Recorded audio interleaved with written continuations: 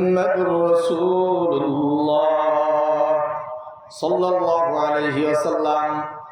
হযরতে মুআজ নবীজিকে প্রস্তাব জানায়, পয়গম্বর আপনি যদি দয়া করে আমার নামটা একটু উইথড্র করে নিতেন, আমি সারা জীবন যতদিন আল্লাহ তাআলা আমাকে হায়াতে কালিমায় বাঁচায় রাখবেন, ততদিন যদি আমি আপনার পেছনে মুক্তাদি হয়ে মুসল্লি হয়ে নামাজ আদায় করতে পারতাম, তাহলে আমি আমার জীবনটাকে আমি ধন্য মনে করতাম। আমরা তো মনে করি দেশের প্রেসিডেন্ট হওয়ার মধ্যে বড় লাভ, কিন্তু সাহাবায়ে কেরামরা দুনিয়া দেখেন নাই, সাহাবায়ে কেরামরা দেখেছেন আখিরাত। আমরা তো অনেক সময় নামাজই পড়তে চাই না, মুসল্লি বা মুক্তাদি হওয়া তো দূরের কথা, নামাজের কথা বললে অনেক সময় আমরা বলি যে নামাজ পড়ার সময় এখনো হয় নাই। ও বাবা, নামাজ পড়ার সময় আপনার কবে হবে? তাই তো কিতাবের মধ্যে সেদিন পড়লাম, এই যে ঘুম আল্লাহ তাআলার পক্ষ থেকে একটা নিয়ামত। আমি যখন দুর্গাপুর ফাজিল মাদ্রাসায় পড়ছিলাম বাবা, ওই মাদ্রাসার ইংরেজি টিচার যিনি ছিলেন, ওনার নাম হলো রবিন স্যার।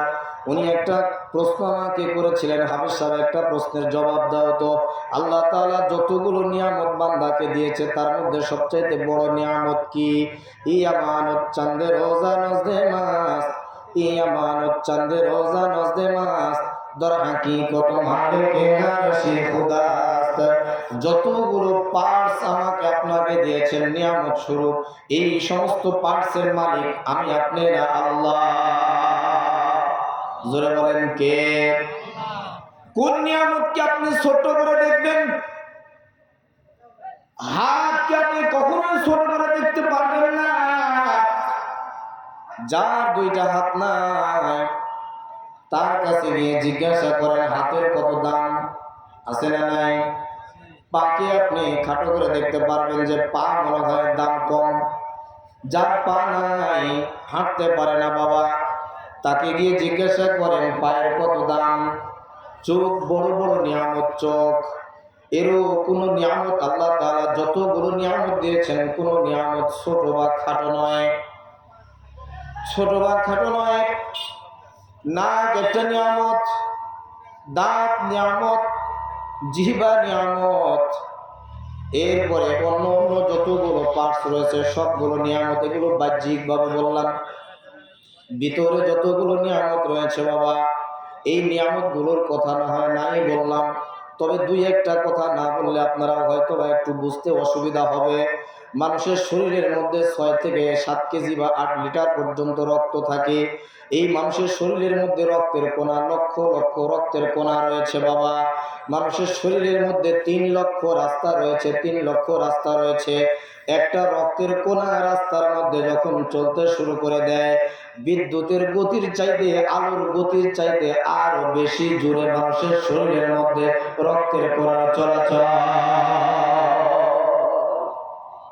সুবহানাল্লাহ বলবেন না? আলোর গতি কত?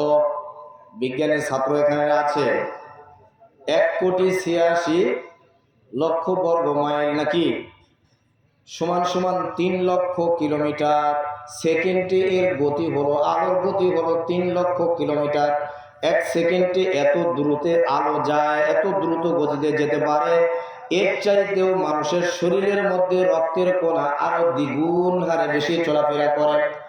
বিজ্ঞানীরা রিসার্চ করে বলেছেন, একজন মানুষ বেঁচে থাকা এটা হলো বড় আশ্চর্যের বিষয়, মানুষ মরে যাওয়া এটা আশ্চর্যের বিষয় না। এই যে আমরা যে জিহ্বা দিয়ে কথা বলছি বাবা, এই জিহ্বার মধ্যে 1,17,000 শিরা রয়েছে। সাউন্ড কমে গেল কেন? 1,17,000 শিরা রয়েছে।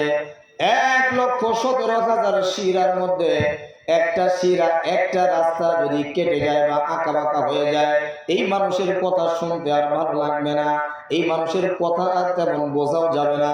দেখবেন বার্ধক্য বয়সে অনেক মানুষ কথা বলে, আ আ আ আ করে, শুধু তার কথাগুলো বুঝতে সমস্যা হয়। হয় কি হয় না? এই যে আমাদের চক্ষুগুলো রয়েছে, এই চোখের যে ঢাকনা, যাকে পর্দা বলা হয়, দুই চোখের উপরের পর্দা এক চোখের উপরে পর্দাতে আল্লাহ তাআলা ৩,৫০০ স্ক্রিন সেট করে রাখছেন। না বুঝলেও জোরে বলেন না সুবহানাল্লাহ, আরো জোরে বলেন না সুবহানাল্লাহ। দুই চোখের মধ্যে তাহলে ৭,০০০ স্ক্রিন রয়েছে। ও বাবা, এত বড় বড় নিয়ামত দিলেন কে? জোরে বলেন কে? আমাকে আপনাকে নিয়ামত দিয়ে ভরপুর করে রেখেছেন কে? আমার স্যার জিজ্ঞাসা করেছিলেন, মাকসুদুল ইসলাম বলো দেখি আল্লাহ তাআলা বান্দাকে যতগুলো নিয়ামত দিয়েছে সবচাইতে বড় নিয়ামত কোনটি? আমি বললাম, স্যার কিডনি না থাকলে মানুষ যেহেতু মারা যায়, হার্ট যদি না থাকে মানুষ হার্ট অ্যাটাক করে মারা যায়, কোনটার কথা আপনাকে আমি বলবো? সবগুলো নিয়ামতই তো বড়। স্যার আমাকে বলছে, না না না না না, কোনো নিয়ামতকে অস্বীকার করা যাবে না, তবে আমার থিসিসে আমার গবেষণায় যেটা আমি সবচেয়ে বড় নিয়ামত পাইছি সেটা হলো আল্লাহ তাআলা বান্দাদেরকে যে ঘুম নামক নিয়ামত দিয়েছেন, এটাও হলো বান্দাদের জন্য সবচেয়ে বড় নিয়ামত। একজন মানুষ যদি একাদশে 3 দিন পর্যন্ত না ঘুমায়, দিনেও তাকে ঘুমাইতে দিবেন না, রাত্রেও তাকে ঘুমাইতে দিলেন না, বলেন তো মানুষের মস্তিষ্ক ঠিক থাকবে? কথা বলেন না কেন?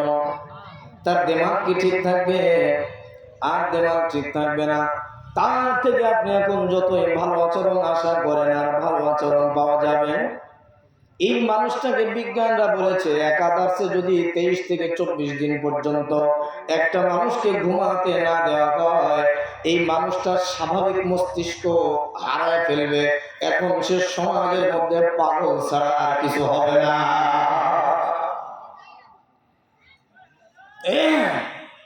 তাই যেটা বলতেছিলাম বাবা, হযরতে মুআয ইবনে জাবালের কথা আপনাদের মনে আছে? হযরতে মুআয ইবনে জাবাল রাদিয়াল্লাহু তাআলা আনহু কে আল্লাহর নবী বলেন, মুআয বাসা মুআযান ইলাল ইয়ামান, আমি তোমাকে ইয়ামানে পাঠাতে চাই। হযরতে মুআয ডাকতে বলেন, পয়গম্বর একটু নামটা ঘুরায় নেওয়া যায় কিনা, আমাকে বাদ দিয়ে অন্য কারোর নাম বলা যায় কিনা? আল্লাহর নবী বলেন, না না না না, অন্য কারো নাম আর বলা যাবে না। তোমার ভিতরে 3টি গুণই আমি দেখেছি, তোমাকে আমি সিদ্ধান্ত নিয়েছি ইয়ামানে পাঠায় দিব। তুমি যাও যাও যাও যাও যাও।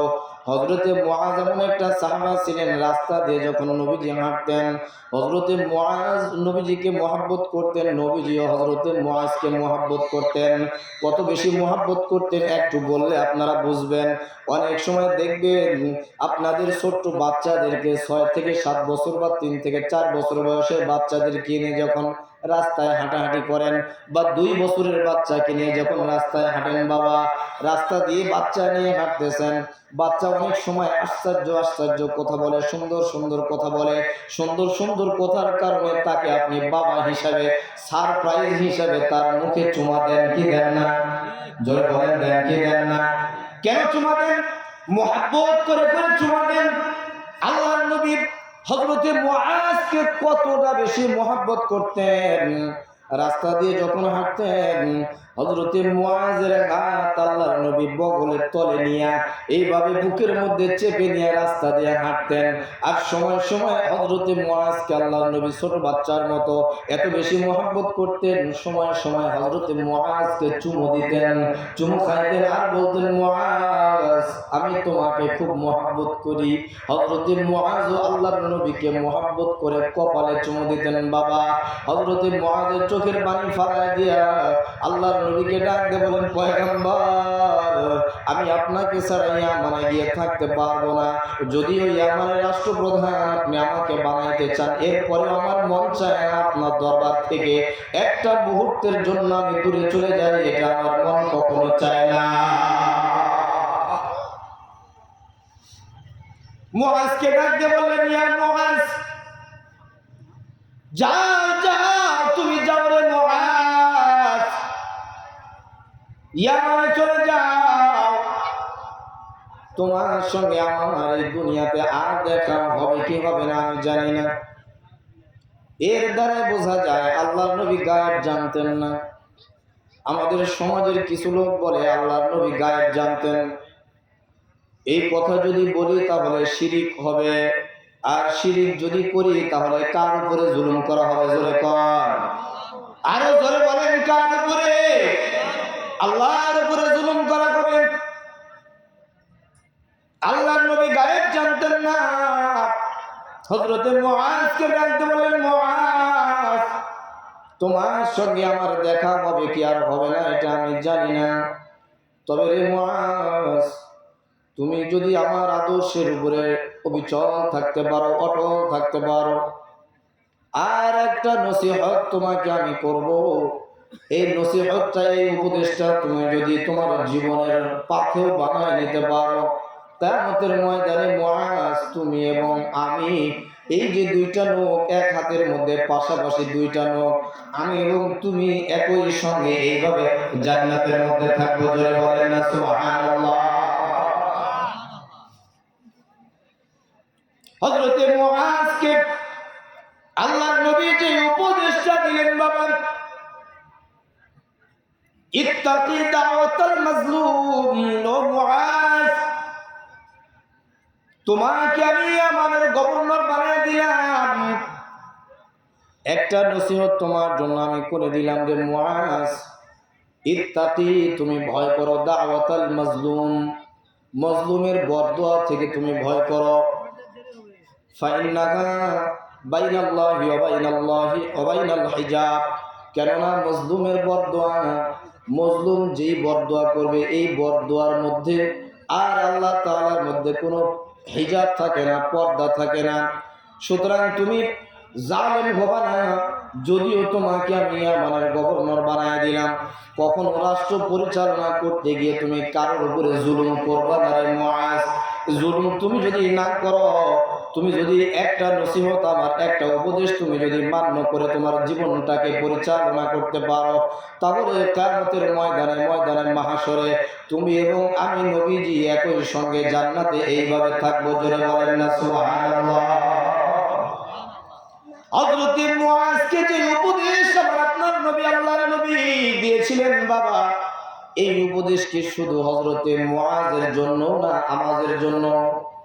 জোরে কোন, শুধু মুআজের জন্য? কি বলেন আপনারা?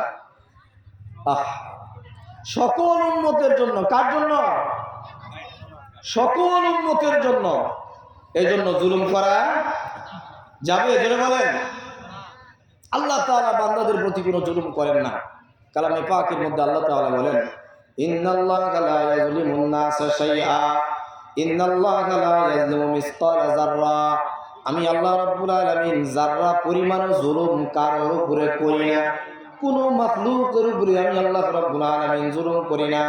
ওয়ামাল্লাহু ইউরিদু যুলমান লিল আলামিন, আমি আল্লাহ তাআলা কোনো জগতের কোনো মাখলুকের উপরে জুলুম করি না।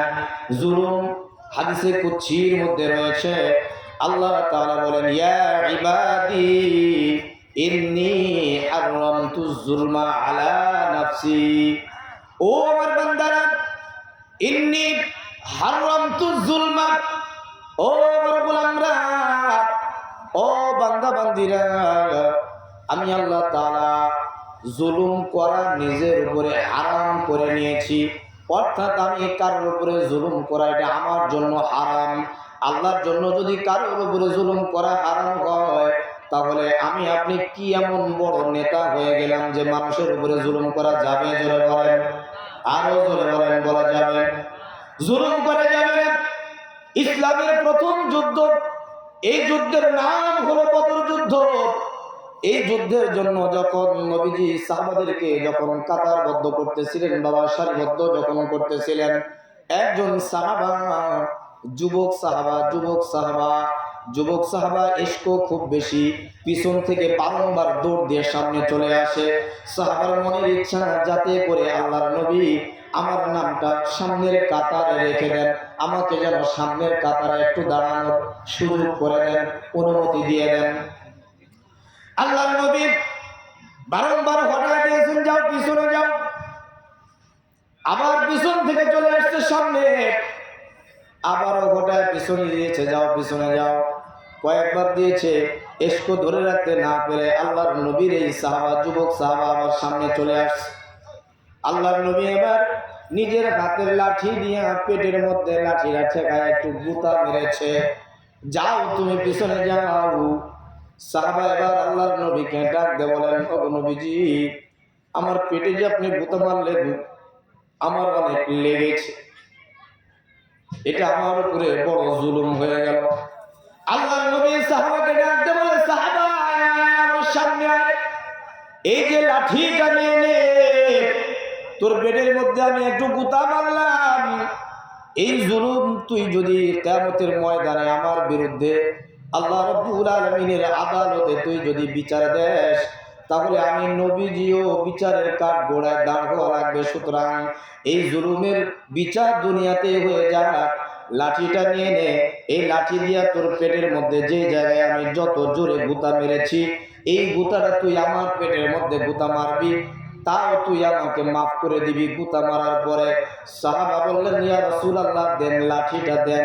লাঠিটা সাহাবা হাতের মধ্যে নিয়ে আল্লাহর নবীকে বললেন, নগো পয়গম্বর, এখন কি আমি গুতাটা মারবো? আল্লাহর নবী বলে, তুমি গুতাটা মারতে পারো।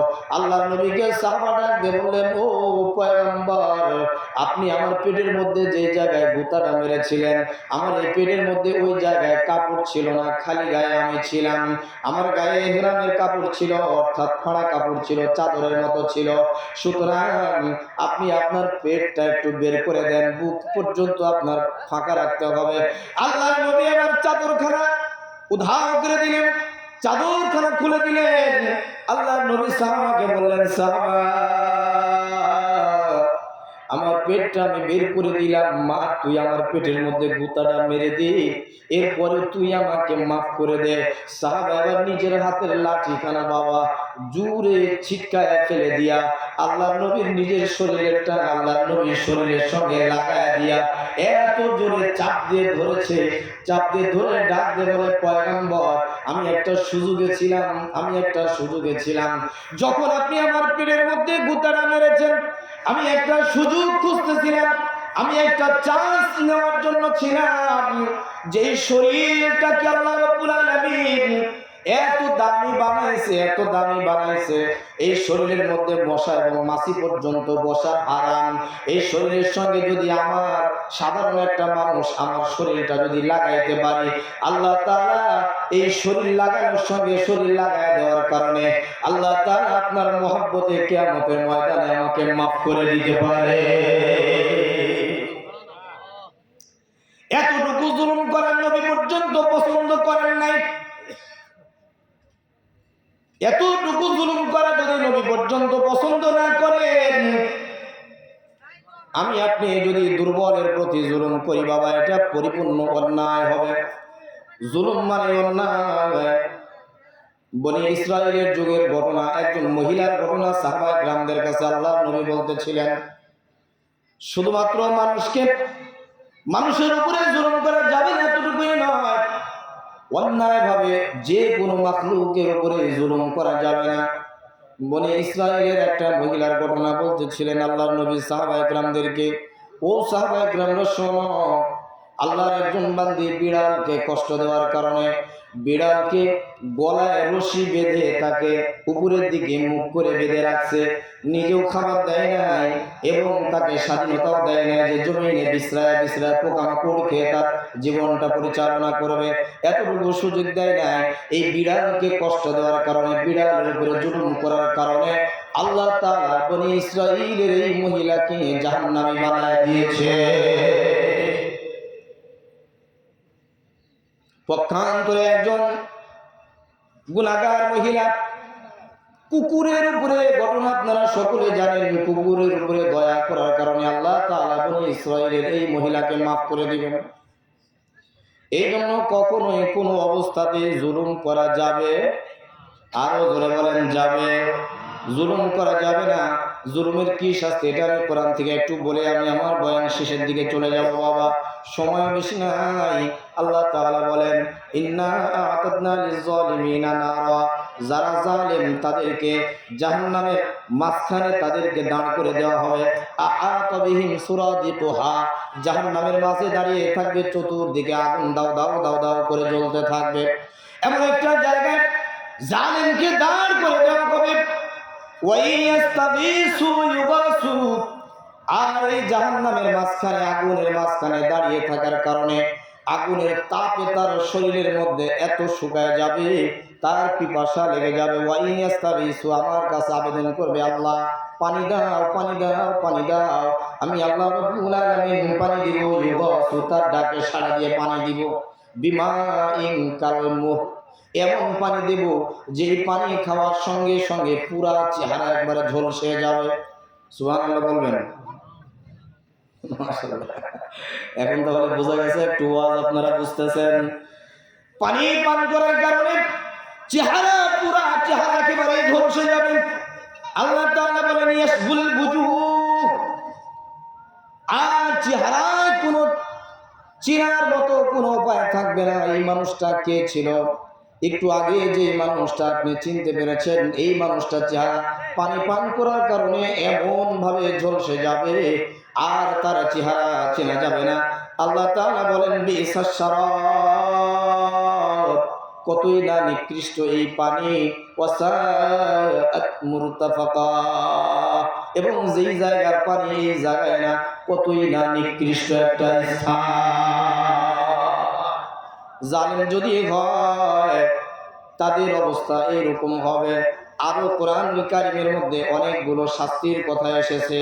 ওয়ানজিরিন নাসা ইয়াওমা ইয়াতিহিমুল আযাব ফায়াকুলুল লাযীনা যালামু রাব্বানা আখিরনা ইলা আজালিন করিব নুজিব দাওয়াতাকা ওয়া নাত্তাবিউর রাসূল।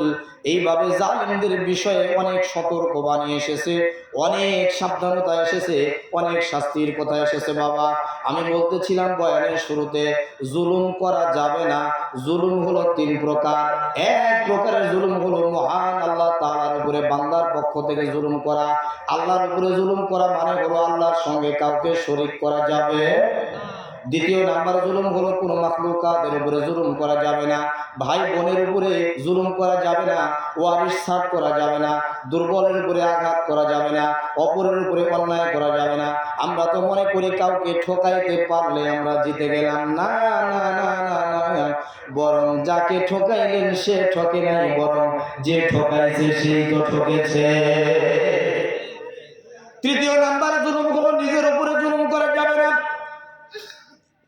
দুই নাম্বার মাখলুকের উপরে জুলুম করা যাবে না। তৃতীয় নাম্বার জুলুম হলো নিজের উপরে জুলুম করা যাবে না। আল্লাহ তাআলা বলেন, ওমা যালামাকুমুল্লাহ ওয়ালাকিন কানু আনফুসাহুম ইয়াজলিমুন। আমি আল্লাহ তো কারোর উপরে জুলুম করি না, বরং তুমি তোমার নিজের উপরে জুলুম করো। নিজের উপরে আবার কিভাবে জুলুম বোঝায়? আল্লাহ তাআলা অন্যত্র বলেন, ওমা ইয়াতাআদ্দা হুদুদাল্লাহ, যে সীমা লঙ্ঘন করে সেই তো জুলুম করলো নিজের উপরে। আমাকে একটা চলার জন্য আল্লাহ তাআলা নির্ধারিত একটা পথ বাতলায় দিয়েছেন। দিনরাত 24 ঘন্টার মধ্যে বললাম, তুমি ভালো থাকার জন্য, তোমার শরীরকে সুস্থ রাখার জন্য আমি 5 ওয়াক্ত নামাজ দিয়ে দিলাম। নামাজ পড়লে মনে হয় আল্লাহর লাভ। জোরে বলেন, কার লাভ? নামাজ পড়লে আল্লাহর লাভ নয়, আল্লাহর লাভ নয়। কোরআন তেলাওয়াত করলে আল্লাহ তাআলার কোনো লাভ নয়। জিকির আজকার করলে আল্লাহ তাআলার কোনো লাভ নাই। দান সৎকার করলে আল্লাহ তাআলার কোনো লাভ নয়। বরং যতগুলো ইবাদত রয়েছে, এই ইবাদত থেকে সরে যাওয়া, এটা হলো নিজের উপরে জুলুম করা। এই ইবাদত থেকে সরে যাওয়া, এটা নিজের উপরে জুলুম করা। সমস্ত ইবাদত করা, এটা নিজের লাভ করা, আল্লাহ তাআলার লাভ নয়। মাদ্রাসা এখানে হয়েছে, এই মাদ্রাসায় কোরআন তেলাওয়াত শিক্ষা দেওয়া হয় ছাত্র দিয়ে, অর্থ দিয়ে, বুদ্ধি দিয়ে, পরামর্শ দিয়ে, বাঁশ দিয়ে, কাঠ দিয়ে, জায়গা দিয়ে, বিভিন্নভাবে যদি আপনি লেগে থাকতে পারেন, কিয়ামতের ময়দানে এই মাদ্রাসা ধ্বংস হওয়ার আগে মহান রব্বে কারীমের আলিশান দরবারে সুপারিশ করবে। কি করবে না? জোরে বলেন। আল্লাহ তাআলা বলবেন, মাটি তুমি ধ্বংস করো না কেন? মাটি ওই সময় বলবে, আল্লাহ, আমগাছির অমুক অমুক ব্যক্তিগণ আমাকে সহযোগিতা করে একটা মাদ্রাসা তৈরি করেছিল। এখানে মাদ্রাসার ছাত্র তৈরি হয়েছে, হাফেজ তৈরি হয়েছে, আলেম তৈরি